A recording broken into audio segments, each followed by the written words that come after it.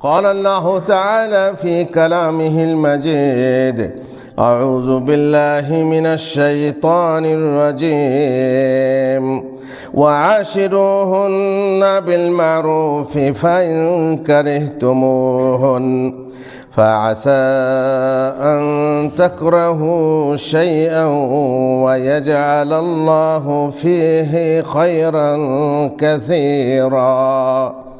যাবতীয় প্রশংসা আল্লাহর জন্য।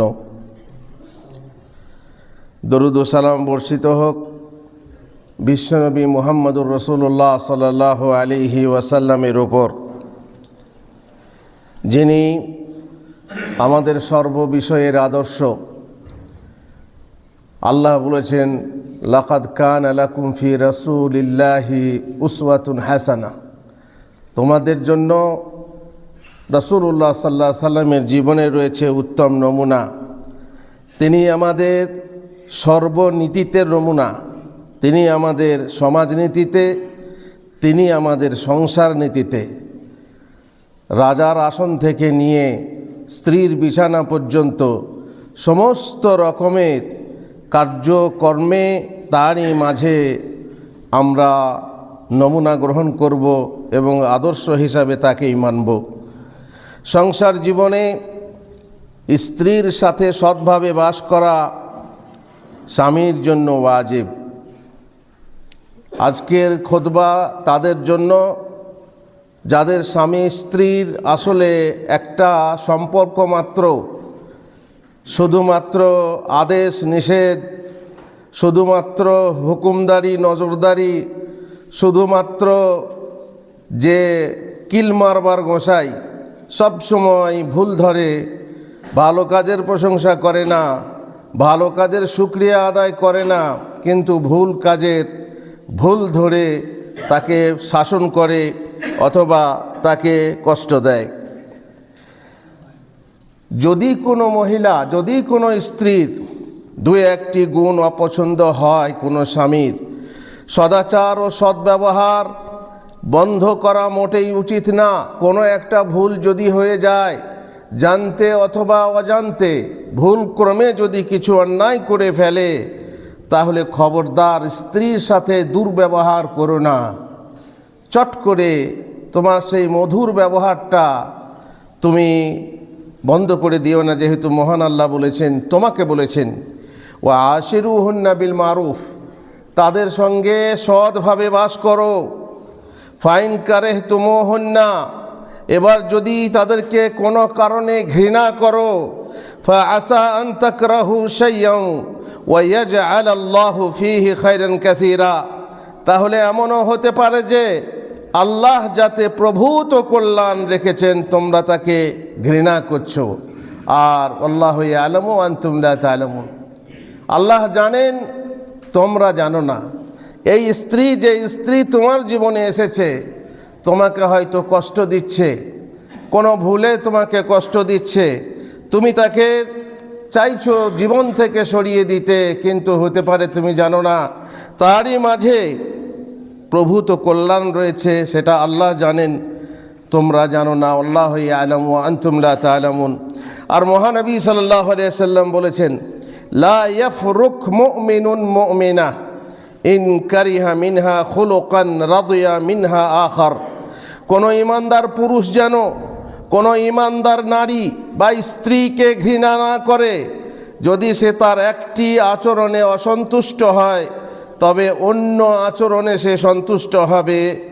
এটা রাসূল সাল্লাল্লাহু আলাইহি সাল্লামের পক্ষ থেকে বলা হচ্ছে যে যদি কোনো মহিলা তোমার স্ত্রী রূপে আসে তোমার জীবনে, হয়তো তুমি কোনো আচরণ তার অপছন্দ করছো, কিন্তু তার এমনও আচরণ থাকতে পারে যে সেই আচরণে তুমি সন্তুষ্ট হবে। সুতরাং খবরদার, এক চোটেই, এক আঘাতেই তুমি জীবন থেকে সরিয়ে দেবে চিরদিনকার মতো, এরকম করো না। বলা বাহুল্য, অশ্লীলতা ও অবাধ্যতা ব্যতীত অন্য কোনো এমন দোষ যদি স্ত্রীর মধ্যে থাকে, অশ্লীলতা মানে জেনা, ব্যভিচার, পরকীয়া ইত্যাদি যদি না থাকে, তোমার যদি অবাধ্য আচরণ না করে, তোমার যদি অবাধ্য হয়ে ঘর থেকে বেরিয়ে যায়, তোমাকে না জানিয়ে কোথাও যায়, কিংবা তোমাকে না জানিয়ে কিছু খরচ করে, তাহলে তোমার কথাই শোনে না, তোমার কোনো কথাই শোনে না। তাছাড়া যদি অন্য ছোটোখাটো দোষ হয়ে থাকে, যে দোষের কারণে স্বামী তাকে অপছন্দ করে, তাহলে সে যেন তাড়াহুড়া করে তাকে তালাক না দেয়। কথায় কথায় মুখে তালাক তালাক তালাক। এ যেমন বলে তোমার ভাত খাবো না, ও তেমনি বলে তোকে তালাক দেবো, তো ঘর থেকে বেরিয়ে যায়, ইত্যাদি ইত্যাদি। তালাক নেবো, তা আমি তোমার সংসার করব না, তোমার সাথে শান্তি পেলাম না। আর ও বলে তোকে তালাক দিয়ে দেবো, তোকে রাখবো না, ইত্যাদি ইত্যাদি। বরং সে যেন ধৈর্য ধরে, সহ্যের পথ অবলম্বন করে। হতে পারে এর জন্য মহান আল্লাহ তাকে অজস্র কল্যাণ দান করবেন, অর্থাৎ নেক সন্তানাদি হয়তো তারই গর্ভ থেকে জন্ম নেবে, আর তার কারণে আল্লাহ তাআলা তার ব্যবসা বা কাজে বরকত দান করবে। আর এছাড়া অন্য কল্যাণও দান করতে পারে। শুধু এরই জন্য স্ত্রী ভাগ্য সবারই সমান হয় না। কারো কারো এমন হতে পারে যে স্ত্রী ভাগ্যের কারণে, স্ত্রীর সহযোগিতার কারণে, স্ত্রীর আচরণের কারণে তার স্বামীর কাজে কর্মে বরকত হবে, তার সংসারে বরকত হবে।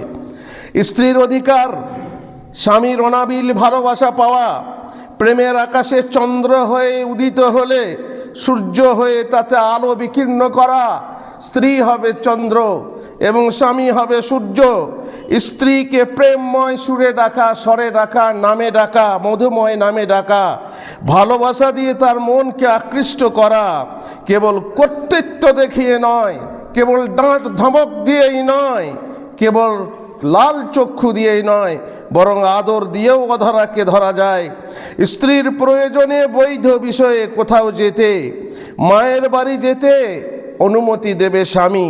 কোনো কারণে স্ত্রী রেগে গেলে ধৈর্য ধারণ করবে, মূর্খামি করলে তা সহ্য করে নেবে, যেহেতু পুরুষ অপেক্ষা নারীর আবেগ ও প্রতিক্রিয়া প্রবণতা অধিক এবং পুরুষের চেয়ে নারীর ধৈর্য বহুলাংশে কম। সুতরাং দয়া করি হোক অথবা ভালোবাসার খাতিরেই হোক, তার ভুল ক্ষমা করবে। যত ভুল হবে ভুল ভালোবাসাতে, সংসারে যদি যে ভুল হবে সেই ভুল যদি ক্ষমা করে, স্বামী ক্ষমা করে স্ত্রীর ভুল, স্ত্রী যদি ক্ষমা করে স্বামীর ভুল, তাহলে প্রত্যেকটা ভুল ফুল হয়ে ফুটে উঠবে এই সংসারের বাগানে। তার ছোটোখাটো ত্রুটির প্রতি ভ্রুক্ষেপ করবে না, অনিচ্ছাকৃত ভুলের উপর তাকে চোখ রাঙাবে না। অন্যায় করলে অবশ্য শাসন করার অধিকার তার আছে, তবে লঘু পাপে গুরুদণ্ড দেওয়ার অধিকার তার নেই। কোনো অন্যায় কর্তৃত্ব করার অধিকার কোনো কর্তাকেই দেওয়া হয়নি। তার কর্তৃত্ব সে করবে, কিন্তু একেবারে যেটা বাড়াবাড়ি অন্যায় কর্তৃত্ব তার কাউকেই দেওয়া হয়নি। কোনো অবৈধ বিষয়ে বাধ্য করতে পারে না স্বামী স্ত্রীকে, বরং বৈধ বিষয়ে তাকে বাধ্য করতে পারে। আর দাম্পত্য জীবনের স্ত্রী হলো ঠুনকো কাঁচের তৈরি পাত্র। রাসূলুল্লাহ সাল্লাল্লাহু আলাইহি সাল্লামের হাদিসেও আমরা বুঝতে পারি যে মহিলারা ঠুনকো কাঁচের পাত্র বা বোতল খুব সাবধানে ব্যবহার করতে হয়। রাখার সময় যেন আঘাত না লাগে, দেওয়ার সময় যেন আঘাত না লাগে, হাত থেকে যেন পিছলে পড়ে না যায়, আর না হয় বেশি ঠোকাঠুকি করলেই কাঁচ অনায়াসেই ভেঙে যায়। সুতরাং তাকে নিয়ে সংসার করতে হলে স্পর্শকাতর অবস্থায় তাকে নিয়ে সংসার করতে হবে। প্রিয় নবী সাল্লাল্লাহু আলাইহি সাল্লাম বলেছেন, ইস্তাউসু বিন নিসাই খায়রা ফাইনাল মারআতা খুলিকাত মিন দিলইন আওয়াজ ওয়া ইন্না আওয়াজা শাইইন ফি দিলই আলাহু।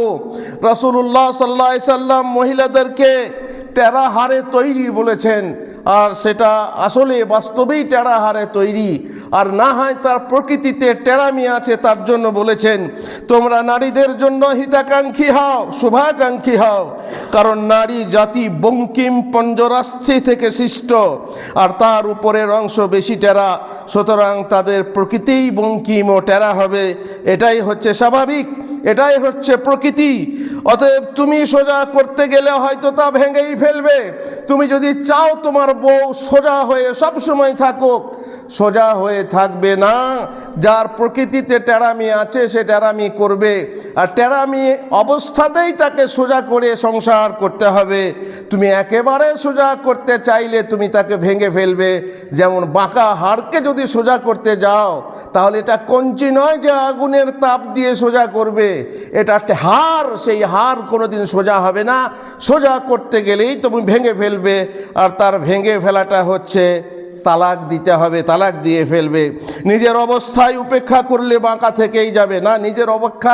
নিজের অবস্থায় উপেক্ষা করো না, তাকে সোজার পথে চালাবার চেষ্টা করো। অতএব তাদের জন্য মঙ্গলকামী হও। ফাস্তাউসু বিন্নিসাই খায়রা, তাকে টেরা হয়ে থাকতে দিও না। আর একদম সোজা করবে সেটাও ভেবো না, কারণ সোজা করতে গেলেই তুমি পুট করে ভেঙে ফেলবে। বলা বাহুল্য, স্ত্রীর নিকট থেকে যত বড় আদর্শের ব্যবহারই আশা করা যাক না কেন, তার মধ্যে কিছু না কিছু টেরামি থেকেই যাবে। সম্পূর্ণভাবে স্বামীর মনে অঙ্কিত সরল পথে সে চলতে চাইবে না। সোজা করে চালাতে গেলে হাড় ভাঙার মতো ভাঙা যাবে, অর্থাৎ মন থেকে দাম্পত্য ভেঙে তালাক হয়ে যাবে। সে এমন মন ভেঙে যাবে, দাম্পত্য ভেঙে যাবে, শেষকালে তালাক হয়ে যাবে। মানুষ হিসাবে দোষ তো থাকতেই পারে, পুরুষেরও দোষ আছে, নারীর দোষ থাকতেই পারে। চাঁদের গায়েও কলঙ্ক আছে, তবুও সে চাঁদ কত সুন্দর, তার জ্যোৎস্না কত স্নিগ্ধ। গোলাপেরও কাঁটা আছে, কিন্তু সে গোলাপ সুন্দর, কত সৌরভময়। তেমনি তোমার স্ত্রীকে ভাববে, দু একটা কাঁটা যদি তোমার হাতে ফুঁকে যায় তাহলে তুমি খবরদার চিন্তিত হইও না, মন খারাপ করো না। স্ত্রী কোনো ভালো কথা বললে উপেক্ষার কানে না শুনে খেয়ালের সাথে শোনো। কোনো উত্তম রায় পরামর্শ দিলে তা সাদরে গ্রহণ করো।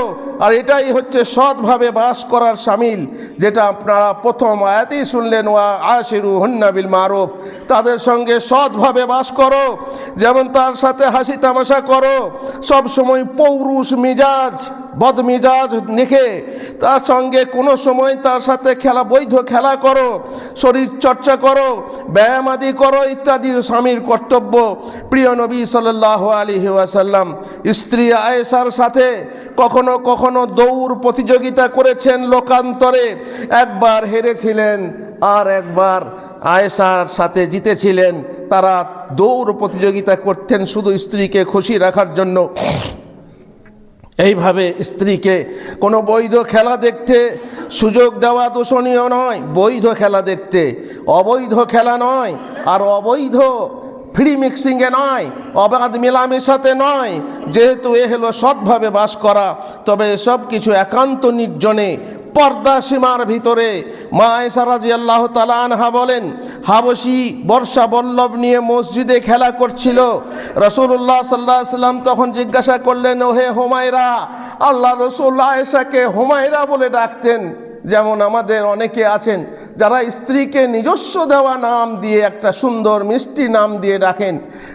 আমরা আয়েশা লাল দুধে আলতা ঘোলা রঙের ছিলেন, তাই রসুল তাকে হুমায়রা বলতেন, লাল টুকটুকে বলতেন। আয়েশাকে তার নাম দিয়েছিলেন হুমায়রা। ও হে হুমায়রা, তুমি কি চাও তাদের খেলা দেখবে? বললাম। আয়েশা বলছেন, আমি বললাম, জি হ্যাঁ, আমি দেখতে চাই। তখন তিনি দরজার সামনে দাঁড়িয়ে গেলেন। আমি আমার থুতনিকে তার কাঁধের উপর রাখলাম এবং আমার চেহারাকে তার গালের সাথে লাগিয়ে দাঁড়িয়ে গেলাম। বেশ কিছুক্ষণ দেখার পর তিনি বললেন, যথেষ্ট হয়েছে, চলো এবারে। আমি বললাম, হে আল্লাহর রাসূল, তাড়াতাড়ি করবেন না, আর একটু দেখি। তাই তিনি আমার জন্য আবারও দাঁড়িয়ে গেলেন। অতঃপর আবার বললেন, যথেষ্ট হয়েছে, চলো এবারে। আমি বললাম, হে আল্লাহর রাসূল, তাড়াতাড়ি করবেন না। আমার যে তাদের খেলা দেখার খুব শখ ছিল তা নয়। আয়েশা বলছেন, এবারে পরে অন্যের কাছে বলছেন, ওই খেলাটা দেখা, ওদের খেলা দেখা আমার যে শখ ছিল তা নয়, বরং আমি কেবল মহিলাদেরকে কথাটা জানিয়ে দিতে চেয়েছিলাম যে আমার কাছে রাসূলুল্লাহ সাল্লাল্লাহু আলাইহি ওয়াসাল্লামের মর্যাদা কত ছিল এবং তার কাছে আমার কতটা কদর ছিল, যে তিনি আমাকে তুচ্ছ তাচ্ছিল্য করছেন কিনা। তিনি আমাকে খেলা দেখছেন আর আমার ধৈর্যে তিনি ধৈর্য ধরছেন এবং আমাকে খেলা দেখতে সুযোগ করে দিচ্ছেন। এইটুকু দেখার জন্য আমি এরকম করেছিলাম। হেদায়েত করুন আমাদেরকে, হেদায়েত করুন তাদেরকে যারা স্বামী স্ত্রীতে এতটুকু ধৈর্য রাখতে পারে না। তার কাজ, তার সময়, সেটা তার কোনো কদর নেই, তাকে সব সময় তুচ্ছ তাচ্ছিল্য করা হয়। সেই সংসারে, যে সংসারে কোনো প্রেম নেই, যে সংসার শুষ্ক, যে সংসারে স্ত্রীর প্রতি কোনো দরদ নেই, শুধু নিজেরটাই দেখে, পরেরটা দেখে না, নিজের খাবারটা ভালো হইল কিনা দেখে, স্ত্রী খেতে পাচ্ছে কিনা দেখে না, নিজের পোশাকটা পরা হলো কি না সে দেখে, স্ত্রীর গায়ে যে শাড়ি ছিঁড়ে গেছে সেটা দেখে না। এটুকু নয়, সেভাবে সংসার চলে না। এ হচ্ছে টেনে চলা, না হয় ঠেলায় চলা, টানে চলা, না হয় ঠেলে সংসার করা। এ সংসার সে সংসার নয় যে সংসার ভালোবাসার ওপরে প্রতিষ্ঠিত। আল্লাহ, তুমি আমাদেরকে হেদায়েত করো, ঘরে ঘরে শান্তি এনে দাও, প্রত্যেক দাম্পত্য যেন সুখে ভরে ওঠে, ফুল ফলে সুশোভিত হয়ে ওঠে। হে রহমান, হে রহিম, বারাকাল্লাহু লি ওয়া লাকুম ফিল কোরআনিল আযীম ওয়া নাফা'নি ওয়া ইয়্যাকুম বিল আয়াতি ওয়াজ যিকরিল হাকীম। ইন্নাহু তাআলা জাওয়াদুন কারীমুম মালিকুম বাররুর রাউফুর রহিম।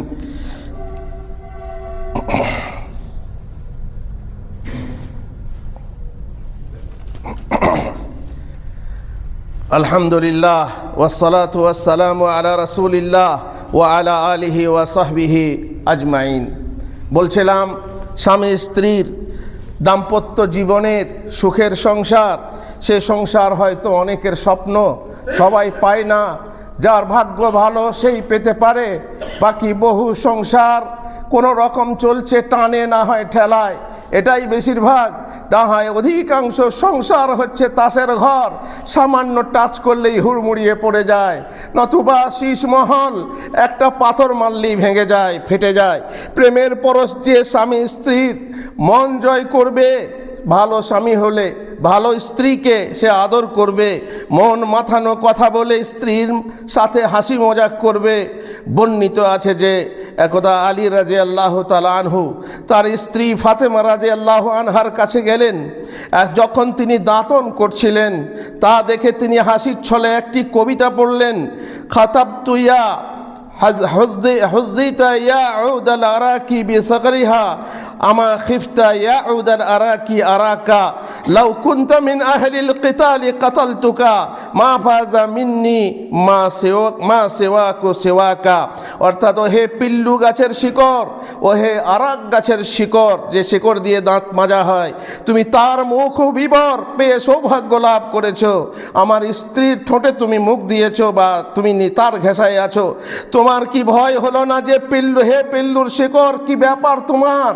তুমি আমার স্ত্রীর ঠোঁটে কেন? তুমি যদি হত্যাযোগ্য হতে তাহলে তোমাকে আমি হত্যা করতাম। তোমার নিকট থেকে হে দাঁতন, ওই মুখ বিবর তুমি ছাড়া অন্য কেউ লাভ করেনি। আল্লাহু আকবার। এই কথাটা যখন ফাতেমা বুঝতে পারলেন, তো সে ফাতেমা স্ত্রী, তার যে কতটা মন খুশি হয়েছে, নিশ্চয়ই সেটা যারা বোঝে তারা বোঝে যে তিনি কত বড় খুশি হতে পারেন। স্বামী তার প্রশংসা করছেন, দাঁতন ঠোঁটে ঠেকেছে, এই ঠোঁটটা দাঁতন ছাড়া অন্য কেউ ঠেকাতে পারেনি, আর সেটা যদি কেউ ঠেকেছে সেটা হচ্ছে আমি। তো এইভাবে তাকে খুশি করার জন্য কবিতা পড়ে শোনালেন। স্বামী বাংলায় নিজ স্ত্রীকে খুশি করার জন্য কবিতা বলতে পারে। সবাই আর কবিতা জানে নাকি? না, ঠিক নেই, তবুও তো ভালো কথা বলতে পারে। যারা রোমান্টিক স্বামী স্ত্রী, তার রোমান্সে আরও কত কি বলতে পারে। তাদেরকে কি আর সফল দাম্পত্যের আচরণ শেখাতে হয়? কখনো না। স্ত্রীর সঙ্গে ভালোবাসবে, স্ত্রীর সঙ্গে নষ্টি ফষ্টি করবে, স্ত্রীর সঙ্গে রোমান্স করবে, কিন্তু সেসব আচরণ কোথায়? কোন গৃহে এরকম আছে? স্ত্রী ভালো খাবার তৈরি করলে, কখনো সাজগোজ করলে, বা কোনো ভালো কাজ করলে তার প্রশংসা করবে স্বামী। সাজ করলে ঢং দেখো, এখন আবার বুড়ি বয়সে দুধ তোলা রোগ হলো। এমনকি স্ত্রীর হৃদয়কে লুটে নেওয়ার জন্য ইসলামে মিথ্যা বলাকেও বৈধ করেছে। তুমি স্ত্রীকে খুশ করার জন্য মিথ্যা বলতে পারো। উম্মে কুলসুম রাদিয়াল্লাহু তাআলা আনহা থেকে বর্ণিত, তিনি বলছেন, সামি'তু রাসূলুল্লাহ সাল্লাল্লাহু আলাইহি ওয়াসাল্লাম ইয়াকুল লাইসাল কাযযাবুল্লাযী ইউসলিহু বাইনান নাসি ফায়ানমি খায়রান আও ইয়াকুলু খায়রা وفي رواية ولم أسمعه يرخص في شيء ومما يقوله الناس লা ইউরাখিসু ফি শাইইন মিম্মা ইয়াকুলুহুন নাসু ইল্লা ফি সালাস আল হারবু ওয়াল ইসলাহু বাইনান নাস ওয়া হাদিসার রাজুলি ইমরাতাহু ওয়া হাদিসাল মারআতি যাওজাহা।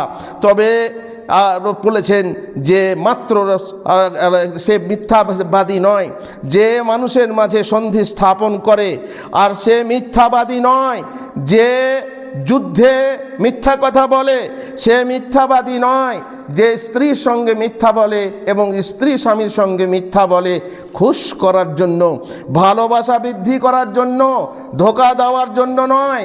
তোমার চুরি হয়েছে আর তুমি বললে যে মারা গেছে, ছাগলটা চুরি হয়েছে বা তুমি নিজে চুরি করেছো, মিথ্যা করে বলছো না এটা মারা গেছে, ইত্যাদি ইত্যাদি।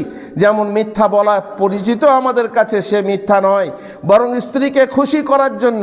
আমি তোমাকে সমুদ্রের পানির মতো, যত পানি আছে তার থেকেও বেশি ভালোবাসি, দুনিয়াতে যত বালি আছে তার থেকেও বেশি ভালোবাসি, অথচ হয়তো ততটা ভালোবাসেন না, কিন্তু তাকে খুশ করার জন্য, শুধু এইটুকু শোনার জন্য, আই লাভ ইউ শোনার জন্য একটা স্ত্রী তার মনে পিপাসা থাকে যে স্বামী আমাকে বলুক আমি তোমাকে ভালোবাসি। আমি হয়তো তার আচরণে, আমার আচরণে তাকে সন্তুষ্ট করতে পারছি না, কিন্তু মুখে যদি প্রকাশ করা যায় মিথ্যাই হলো, তবুও বলো আই লাভ ইউ, আমি তোমাকে ভালোবাসি। সৎভাবে বাস করতে চাইলে স্বামী স্ত্রীর গৃহস্থালী কর্মেও সহযোগিতা করবে।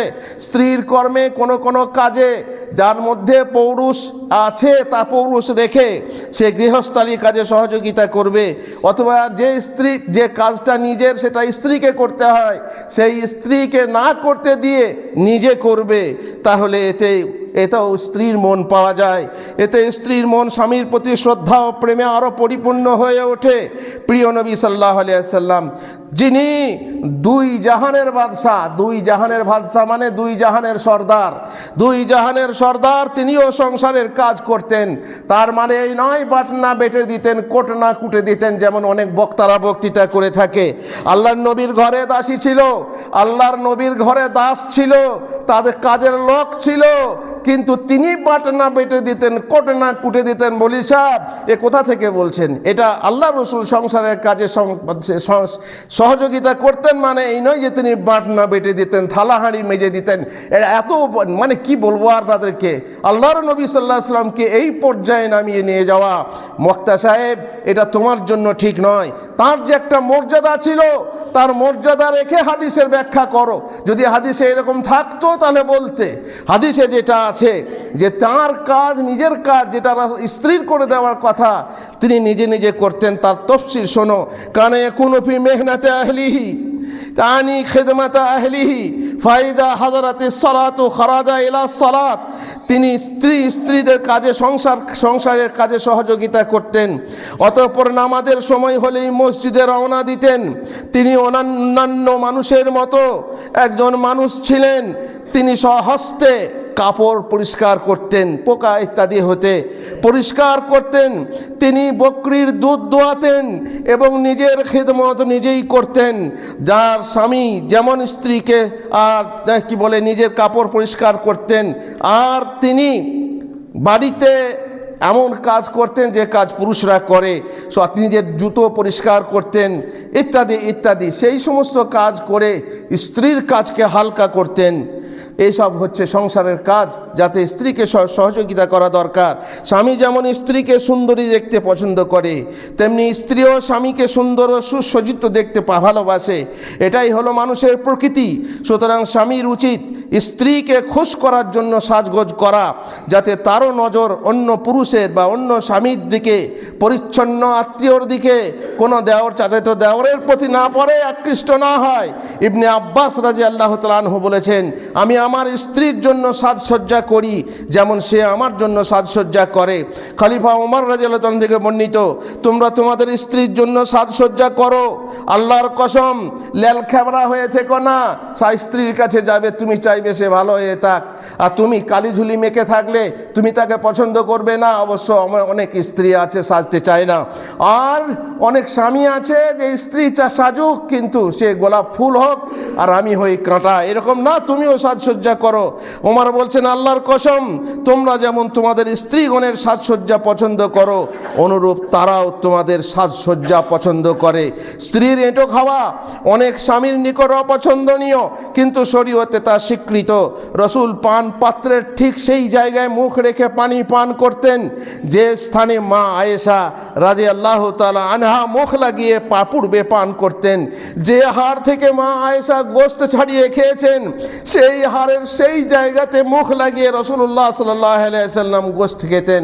আমাদের স্বামীরা পারবে না, স্ত্রীর এঁটো খাওয়াই হচ্ছে মানে উল্টো। এই জন্যে বিয়ের দিনে বিয়ে পড়ানোর পরে শরবত, অর্ধেক এঁটো শরবত নিয়ে স্ত্রীকে খাওয়ানো হয়, বলে এতে মহব্বত বাড়বে। আহা, মহব্বত তুমি যদি নিজে না বাড়াও, প্রথম দিন থেকেই তুমি এঁটো খাওয়ার অভ্যেস করছো স্ত্রীকে, আর তুমি খেতে চাইবে না, তুমি বড় চালাক, তুমি বড় চালাক স্বামী, তোমার ভালোবাসা তোমার সংসারে আসবে, এটা আমার মনে হয় না। এটা দুইভাবেই হতে হবে, ভালোবাসা একতরফা হয় না, ভালোবাসা দুই দিক থেকে হলে তবে হয়। স্ত্রীর রচনা ও স্টাধর চোষণের ইঙ্গিত শরীয়তে আছে। এ হলো সৎভাবে বসবাস ও প্রেম দিয়ে সংসার করার বিশেষ নির্দেশনাবলী ও নির্দেশাবলী।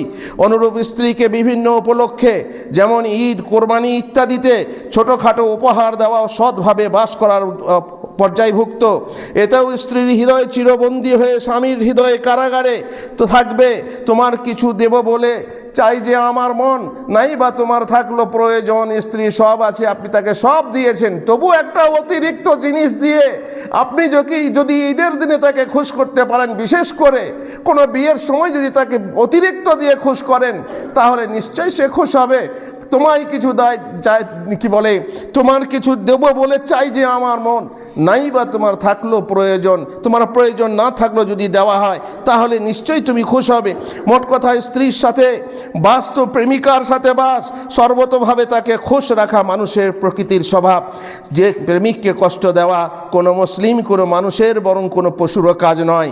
প্রিয় নবী সাল্লাল্লাহু আলাইহি সাল্লাম বলেন, খায়রুকুম লি আহলিহি ওয়া আনা খায়রুকুম লি আহলি। তোমাদের মধ্যে উত্তম সেই ব্যক্তি যে তার স্ত্রীর নিকট, অবশ্য ভালো স্ত্রীর নিকট উত্তম, আর আমি নিজ স্ত্রীর নিকটে তোমাদের সর্বোত্তম ব্যক্তি। আকমালুল মুমিনিনা ঈমানান আহসানুহুম খুলুকা ওয়া খিয়ারুকুম লিনিসাইকুম। সবার চেয়ে পূর্ণ ঈমানদার ব্যক্তি সে যার চরিত্র সবার চেয়ে সুন্দর, এবং তোমাদের মধ্যে সর্বাপেক্ষা উত্তম ব্যক্তি হলো সেই যে তোমাদের স্ত্রীর নিকট উত্তম। এই জন্য আল্লাহ রাসূল সাল্লাল্লাহু আলাইহি সাল্লাম বলেছেন, আলা ওয়াস্তাউসু বিন-নিসাই খায়রা ফাইন্নামা হুন্না আওয়ানিন ইনদাকুম। সতর্ক হও, শোনো, তোমরা স্ত্রীদের ব্যাপারে মঙ্গলকামী হও, যেহেতু তারা তোমাদের নিকট বন্দিনী হয়ে থাকে। ফাত্তাকুল্লাহ ফিন-নিসা ফাইন্নাকুম আখাযতুমুহুন্না বিআমানাতিল্লাহ ওয়াস্তাহলালতুম ফুরুজাহুন্না বিকালিমাতিল্লাহ। তোমরা স্ত্রীদের ব্যাপারে আল্লাহকে ভয় করো, যেহেতু তাদেরকে তোমরা আল্লাহর আমানত হিসাবে বরণ করেছো এবং আল্লাহর বাণীর মাধ্যমে তাদের গোপনাঙ্গকে হালাল করেছো। আল্লাহর বাণীর মাধ্যমে খেয়াল করো, আল্লাহর কাছে তুমি অঙ্গীকারবদ্ধ হয়েছো যে তাকে ভালো রাখবে, ভালোবাসবে, সুতরাং তার প্রতি অবজ্ঞা করো না, অবহেলা করো না। অবশ্যই স্ত্রী যথার্থ মর্যাদা অধিকার প্রদান করার নাম। অনেকে বউ পাগলা বলতে পারে, আঁচল ধরা বলতে পারে, তোমার মা তোমার প্রতি রাখতে পারে। হ্যাঁ, তার বিটির সাথে যদি জামাইয়ের ভালোবাসা হয়, খুব গর্ব করবে, আমার জামাই এত ভালো যে আমার মেয়েটাকে এত সুন্দর ভালোবাসে, পাশাপাশি বসা দেখলে মনটা খুশ হয়ে যাবে। কিন্তু তোমার যদি ঘরে বৌমা তার ছেলের সঙ্গে বসে, ছি, দিনের বেলায় বলে ভাসুর, রাতের বেলায় পুরুষ, দিনের বেলাতেও কেমন ঢ্যাটামি দেখো। স্ত্রী তার বউ, নিজের বেটি যদি জামাইয়ের সাথে বসে দোষ নেই, আর বেটার বউ যদি স্বামীর সাথে বসে তাতেই দোষ হয়ে যায় শাশুড়িরা। এই দুমুখ আচরণ কোনো মহিলার আছে। যেমন মায়ের মর্যাদা বর্ধন করতে গিয়ে স্ত্রীকে লাল চোখে দেখা মাতৃভক্তি নয়। প্রত্যেকের অধিকার আছে, স্ব অধিকার আদায় করো। একজনের অধিকার অন্যের ঘরে খবরদার আদায় করবে না। প্রত্যেকের নিজ নিজ হক আছে, প্রত্যেক হকদারকেই তার হক যথার্থভাবে আদায় দিতে হবে, নচেত পস্তাতে হবে কাল অন্ধকার দিনে। আল্লাহুম্মা সাল্লি আলা মুহাম্মদ ওয়া আলা আলি মুহাম্মদ কামা সাল্লাইতা আলা ইব্রাহিম